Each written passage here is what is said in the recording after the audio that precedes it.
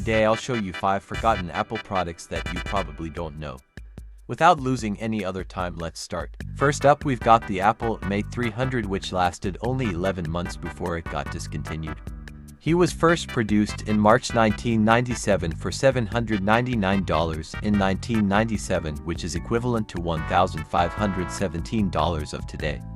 He got a 6.8-inch 480 by 320 display.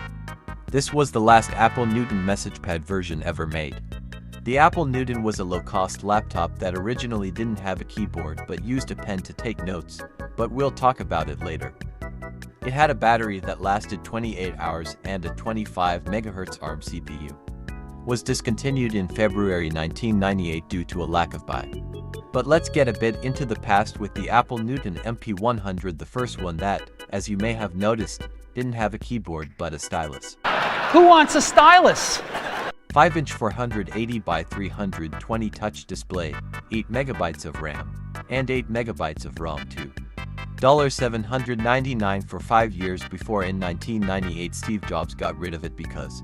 Who wants a stylus? But now let's talk about a full-size, all-in-one computer called eMac. Not iMac but eMac, which stands for Education Mac. 1280 by 960 pixels, 72 Hz display, in 2002. Wow. A PowerCD for processor with 128 MB of RAM and NVIDIA GeForce 2 MX GPU to stereo speakers for 225 kilograms. What? $1,099 for this thing that was sold from 2002 to 2005 when he died. But let's get away from the Apple PC world and let's talk about another world where Apple dominated in the early 2000s.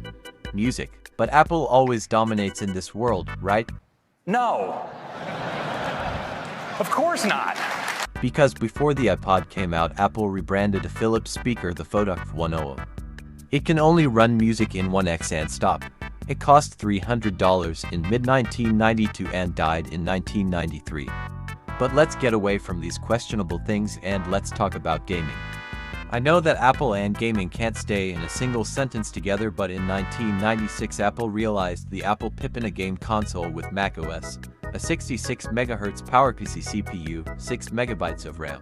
He got some games but they weren't so advanced. That's it, we have got to an end. Tell me which was the worst and which you know.